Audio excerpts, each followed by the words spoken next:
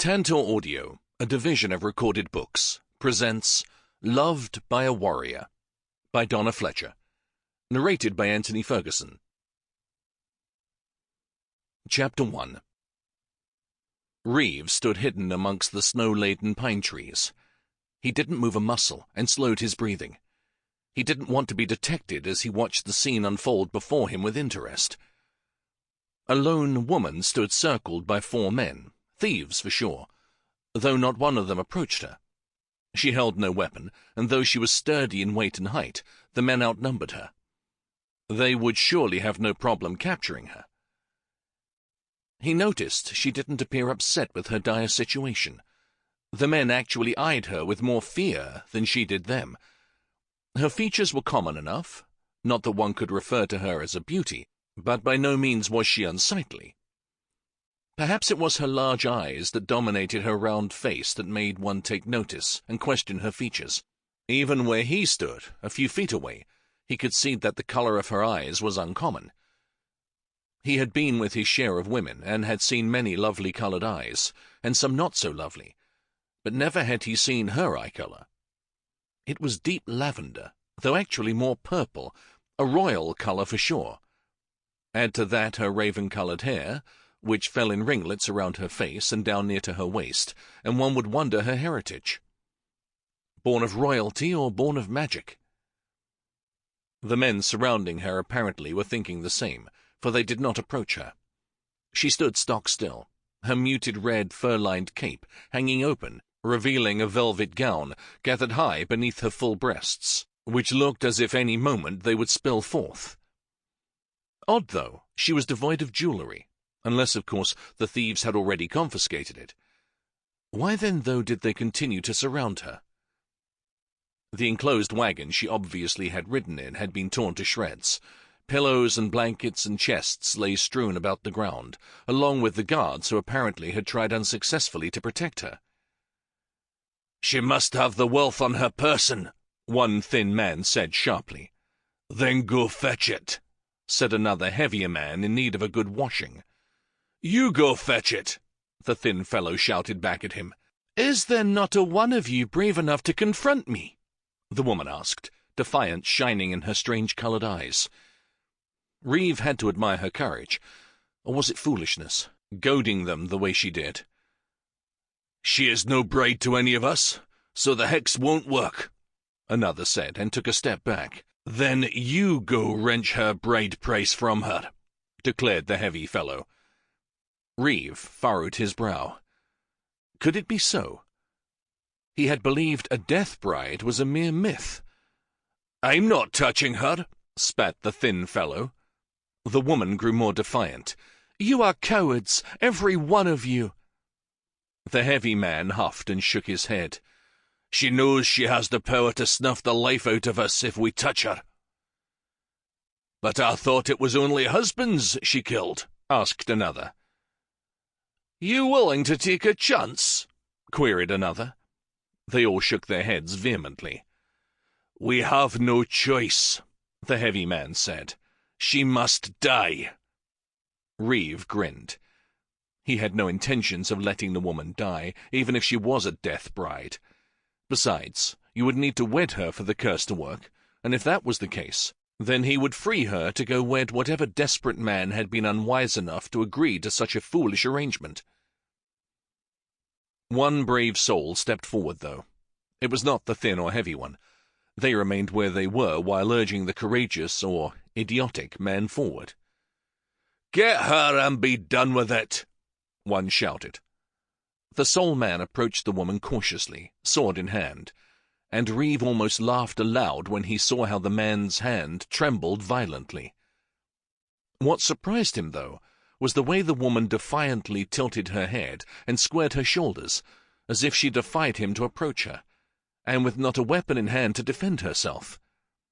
She was either boldly courageous or bloody stupid. There was no thought of leaving her to her own foolish devices, even though Reeve wished to be on his way home. He had partially succeeded in carrying out his mission and wanted to return to his family to see how his brothers had fared with theirs, and to continue on course to make certain that the true King of Scotland took the throne. The reminder that his mission took priority over everything else made him realize that he would need to see this done and be on his way. Time was precious, and he did not wish to waste a moment of it. With a few cautious steps, he left his hiding spot and stopped just behind the 4 men. "I think you should leave the lady alone," Reeve said, calmly though firmly. The men jumped, swinging their raised swords as they turned in unison. They remained where they were, no doubt assuming one man presented no danger. One spoke. "She's a killer of men." Reeve looked from one to another. "None of you appear dead. Of course I could be wrong, since you all stink like rotting corpses." The woman smiled, though she made no comment. "There are 4 of us and 1 of you," the thin man pointed out. Reeve rubbed his chin and frowned. "A shame it isn't more evenly balanced, but if you wish, I'll wait while you get more help." "Are you stupid?" the heavy one asked with a snort, stepping forward, and threw his arms out wide. "I am 3, maybe 4 times your weight. I could crush you with one blow." Reeve was used to men underestimating his strength. He was tall and lean with muscle, whereas most Scotsmen were thick and of average height. Their misconception gave Reeve an advantage, since most thought him no threat, though it never took long for the poor blokes to realize their mistake. Reeves's hand struck out so fast that the heavy man was on the ground, flat on his back, with Reeve's booted foot at his throat before he realized what had happened. Reeve kept his foot firm at the man's throat, even though he flopped around like a fish out of water, as Reeve spoke to the other 3. "Leave now, and I won't hurt a one of you," he told them. "Think otherwise, and your already offending stench will join that of the rotting dead." "We'll split the wealth with you," one offered, and the others nodded agreeably. "I'll give it all to you if you'll help me." The 3 men turned to glare at the woman, while Reeve slipped his boot off the man's throat, leaving him gagging for air as he stepped over him and walked to the woman's side. Reeve was no fool. People didn't part with wealth that easily. He didn't for one moment believe that if he disposed of these men, that would be the extent of it. He knew it. He could feel in his gut that she wanted more from him. And he was curious. "We got to her first," the bolder of the men shouted. "She's our prisoner, and the booty belongs to us." Reeve drew his sword and pointed it at the man. "The booty belongs to whoever is the strongest to take it. Are you strong enough to take it from me?" The men huddled together, the one on the ground having finally gotten to his feet and joined them. They mumbled amongst themselves until they finally separated. The bolder one spoke again. "How about you give us a bit of the booty and we leave you alone?" Reeve grinned and brandished his sword. "How about I run my sword through every one of you and leave you to rot?" With a quick step and a jab, he nicked the one fellow's ear with the tip of his sword. The other men stumbled back, knowing it took a skilled swordsman to perform such a feat. Most would have just lopped off the whole ear. "Be gone with you, or I'll cut you open and leave the animals to feast on your innards," Reeve warned, and jutted forward, scaring the men so badly that they turned, running into each other, and tripping over their own feet as they scrambled to run away. "Won't they follow us?" Reeve turned to the woman, her eyes steady on where the thieves had disappeared into the woods. He realized that while her voice had turned soft, her violet eyes held a hint of apprehension. "Not if they know what's good for them." "But they could follow and attack. Let me worry about that," he advised, sheathing his sword. "That is, if you still wish me to help you." "I hope that you can help me." It sounded as if she pleaded, yet with courage, and Reeve admired her bravery since she truly wasn't in any position to haggle. He could easily take what wealth she carried and be rid of her. And so he had to ask, "Why trust me?" "You didn't join forces with the thieves." "Perhaps I wanted the wealth for myself," he suggested. "Then I would be dead by now." He stepped closer to her. "What if I wanted something else from you?" Her soft voice turned as hard as solid stone. Kiss me, or touch me, and you'll die. What if I don't believe the tale of a death bride? If you know that I am one, she said, then you truly would be a fool to take the chance. Her eyes turned a deeper shade of purple, and filled with such heavy sorrow that Reeve couldn't help himself. He reached out, and was about to touch her when she stumbled back, in a rush to avoid him. He drew his hand away. "You're not my bride, so therefore I have nothing to fear." "There is more to the tale than you know." Her blunt tone warned she would say no more, but that wasn't what stopped him from satisfying his curiosity. It was the utter despair so visible in the slump of her shoulders, the slight drop of her head, but mostly the way she hugged herself, her arms tight around her middle. How long had it been since someone had embraced her? He knew she wouldn't let him near her, so he offered comfort the only way he could. "How can I help you?" "I don't wish to bring death to any more men." Reeve wondered just how many times she had been a widow. "I wish to find a safe place where I may live in peace and harm none. In return for helping me find this haven, I will give you my substantial bride price." He certainly had no intentions of leaving her on her own. He also couldn't help but think how her offer would benefit his mission. His 3 brothers, not by blood, though as close as if they were, would surely agree. They had been working hard in gathering forces to help bring the true king to the throne when the time was right. This offer could help bring that to fruition. "Agreed," he said firmly. "I'll have your word on it as a Highland warrior." He saw no reason not to give his word, since he intended to see her safe. "You have my word." "Let me gather a few of my things and we can be on our way," she said. "First, call me curious, but I would like to know your name and the name of your intended," he said. "Does it matter?" she asked, a bit startled. "Well, I could call you lass, bonny, darling," he shrugged. "Take your pick." "Tara," she said quickly. "My name is Tara. As for my intended, I prefer not to share his name. I wish only to slip away into oblivion and let everyone assume what they may." "More than likely they will assume you dead, your bride price stolen." "That would be best. For all."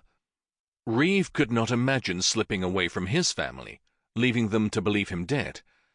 Besides, if there was no body to be found, his parents and his brothers, Duncan, Trey, and Bryce, would search until they found him, and then bury him on MacAlpin's soil where he belonged. Was there no one who loved her enough to make certain of her fate? Or would her family be relieved that they were finally rid of her? He watched her gather a few of her belongings and some clothing, rolling them up in a dark green wool blanket, and tying it with gold cord that she stripped from one of the garments she was leaving behind. He was surprised that no servant maid had been sent along with her. That she worked without complaint and not asked for help made him wonder if she was accustomed to tending to herself. Reeve had to smile.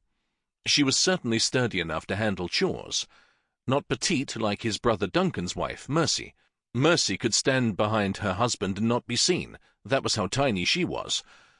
Or perhaps that was how big Duncan was. Tara was no wee woman. He was a good 2 inches over 6 feet, and her head reached past his chin.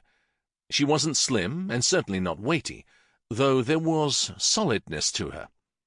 Her red dress displayed her plentiful bosoms nicely, though it failed to distinguish her other curves. So, naturally, he couldn't help but wonder what lay beneath all that red velvet. Narrow waist, full hips?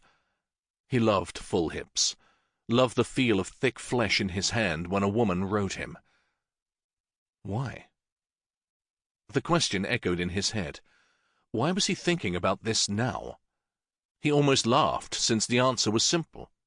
He was a man, and men enjoyed drinking in the beauty of women. Yet Tara wasn't a beauty. Attractive, but he'd seen far more beautiful women, Duncan's wife being one of them. Why then did he find her enjoyable to gaze upon? "I'm ready," she said. Reeve reached out to take her bundle from her, but she ignored his offer and slipped the cord over her head so the rolled blanket could rest against her back. She certainly was an independent lass. Another trait he admired. "The bride price?" Reeve asked, not having seen her retrieve any coins or jewels. "I have it, and you'll receive it when I am safely ensconced in my new home." Chapter 2. "And your name?" Tara asked, intending to remain focused on the immediate situation as they kept a steady gait. If she allowed her mind to wander off in memories, as it so often did, she'd be in tears soon enough. And if there was a time that she truly required her wits about her, it certainly was now. "Reeve," he answered. "Of the clan?" she asked, wanting further clarification of the man she had entrusted with her life. "What does it matter?" Tara knew he was merely mimicking her own response to his similar query. And he was right. She should have thought of ascertaining that information before asking for his help. "You're right. It makes no difference," she said. What did make a difference was that she believed him an honorable man, and that was the only thing that kept her feeling safe, though the dirk she had slipped into her fur-lined boot also helped her feel safe. So did the fact that she knew how to use it. The few inches of snow crunched beneath their footfalls, and the air was crisp, but then it was the deep of winter, and they were in the Highlands, the precious, beautiful Highlands that she loved so dearly. She had not wanted to leave her home. She had not wanted this arranged marriage, but her father had insisted. She would have much preferred to have remained living the solitary life she had planned on since her last husband had died 3 years ago, when she was barely 20. However, her father had a different idea, and so she had been sent from her home to wed a man she had never met and had never wanted to wed.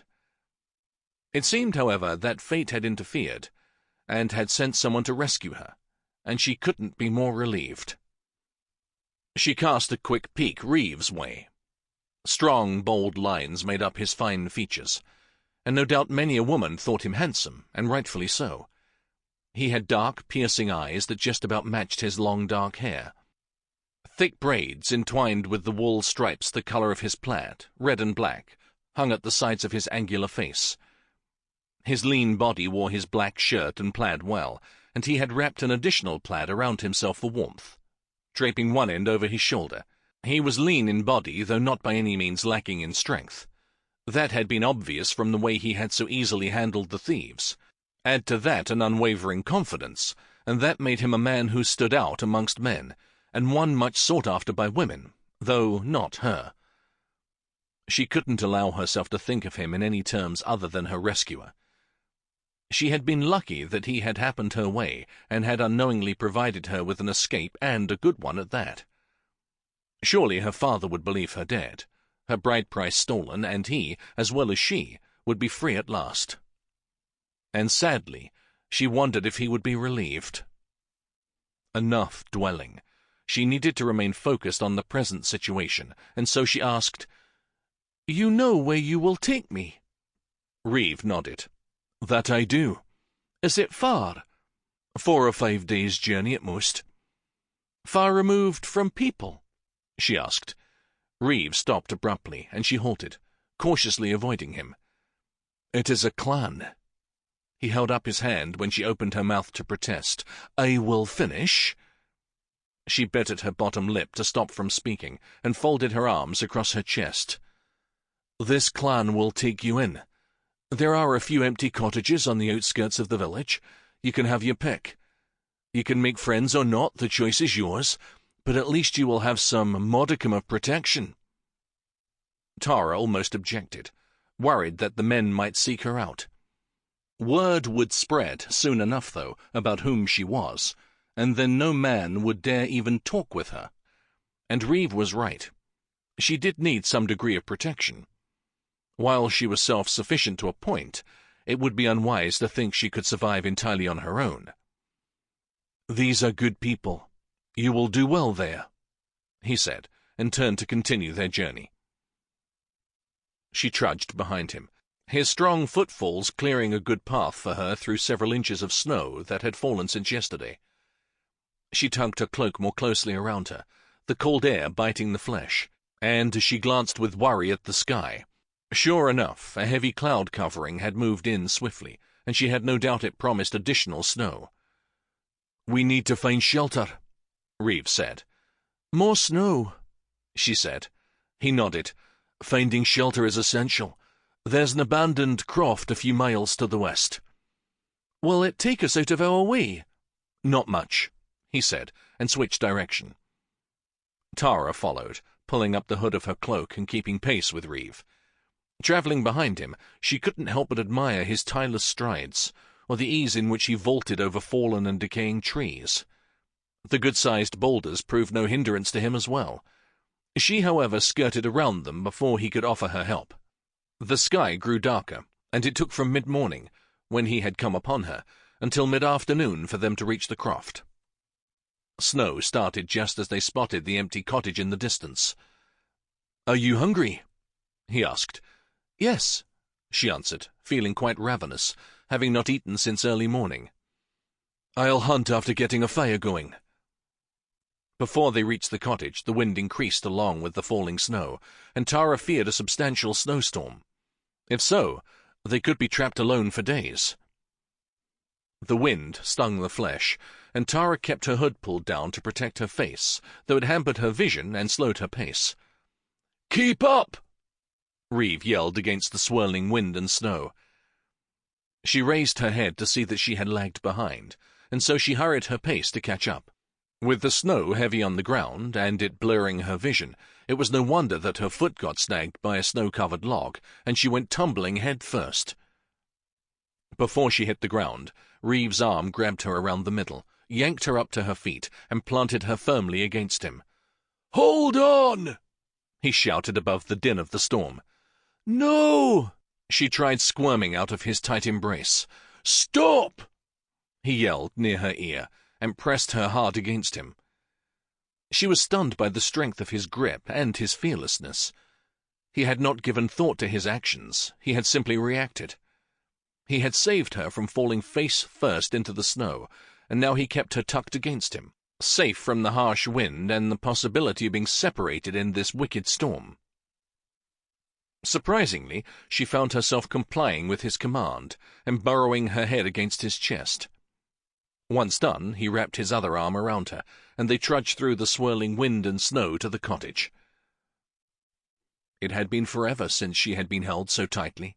It felt almost as if he never wanted to let her go, or perhaps she merely wished to believe it. It didn't matter that a snowstorm swirled around them. Her only thought at that moment was how utterly wonderful it felt to be held again. She fought the tears and the memories of being loved and all it entailed. She hadn't realized how very much she missed not only the intimate touches, but the simple ones, like now, and how he held her so protectively against him, his warmth seeping into her, and his strength wrapped around her. And kisses. Lord, it had been too long since she had been kissed. To feel a man's lips again, to know his touch, and to be able to touch him.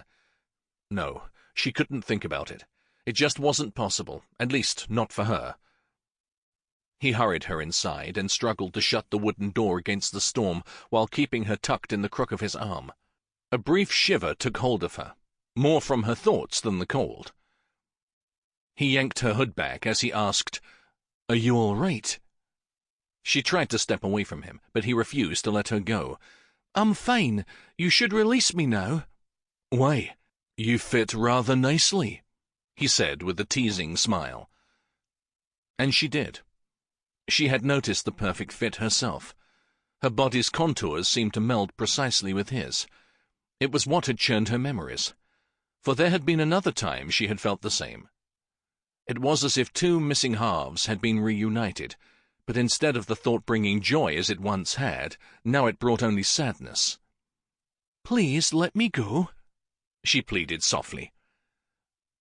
"I am not your intended, therefore it is safe for me to touch you." "You must trust me on this," she said with sorrow. "It is not safe for you, and I truly wish no harm to come to you." He slowly let his arm fall away from her, and as he did, she stepped away from him. She didn't dare look at him. She wasn't sure why. Perhaps she feared she'd see pity or disgust, or perhaps she more feared what she would feel, since for the briefest of moments his innocent touch had stirred dormant feelings within her. "You'll not be able to hunt in this storm," she said, wanting to think on anything but that brief spark that had faintly ignited her desire. "It would be unwise," he said, "but we will need firewood." Tara glanced around the room and saw that 2 broken chairs and shards of broken crocks were the only items in the one-room cottage. Reeve didn't waste any time. He grabbed both chairs and smashed them against each other, splintering them further. He broke some other pieces over his knee, and then he piled them all in the fireplace and had a fire going in no time. "We'll need more wood. I think I saw a woodpile near the door." He was out the door and back in no time, and he repeated his actions until there was a good-sized stock of wood inside. "Hopefully the storm will stop before morning, and we can be on our way," Reeve said, pulling the plaid he had wrapped around his chest off and hanging it from the end of the mantle. "Or it could last for days," Tara suggested. Reeve shrugged, as if it didn't matter to him. "Then we'll certainly have enough time to become better acquainted." Tara had no intentions of becoming better acquainted. The less she knew about this man, the better for him and for her. She slipped the bundle off her back and took off her cloak, spreading it on the hard-packed dirt floor in front of the fireplace. Her hand disappeared into her wrapped bundle, and when she finally found what she was searching for, she smiled. She opened the cloth-wrapped parcel and tore the hunk of dark bread in 2, offering one to Reeve. "It's what's left of the bread I baked for the journey." He took the bread from her and sat down beside her before taking a bite. He sat cross-legged, like she did, and their knees looked as if they touched, but they didn't. She cautioned herself to move away, not to remain close. "Keep away, keep away," the chant repeated like an echo in her mind. Unfortunately, she didn't listen to her own advice. She remained as she was, allowing herself a modicum of closeness to this man. "This is delicious," Reeve said, after finishing the piece. "You baked it." "I did," she admitted, realizing he would find it odd. "You're obviously of noble class, and I've never known a woman of your status to cook, let alone know how. That is usually left to servants, is it not?" She turned her question on him. "You know many women of my status." He laughed. "I will satisfy your curiosity, and then you will satisfy mine." He was even more handsome when he smiled, and his light-hearted, teasing nature made him all the more appealing. And both were dangerous thoughts. She nodded and silently cautioned herself that she didn't need to know anything about this man, but she was too curious to listen to her own warnings. He leaned closer to her, their shoulders near touching. "I'm such a devilishly handsome creature that, born, noble or peasant, women can't resist me." Tara had to laugh, since his dark eyes danced with merriment, and his grin was too mocking to take seriously. "That is no answer." "But it is the truth," he said with a wink. She almost reached out to touch his face, but clasped her hands together instead. She wanted to make certain he was real, that she wasn't dreaming, that she was truly sitting beside a man in front of a hearth talking. It simply felt too surreal to be true. "Now your turn," he said. "That was no answer," she argued light-heartedly. "You claim you are irresistible to women and have known many, even noble women. Does that mean you are of nobility yourself?" She detected a brief change in his eyes, as if a shield had been raised, and she wondered if he hid something from her as she did from him. "I am of no noble birth, though my numerous travels have allowed me to meet people of all classes." Before she could probe for more, he was quick to claim once again that it was her turn.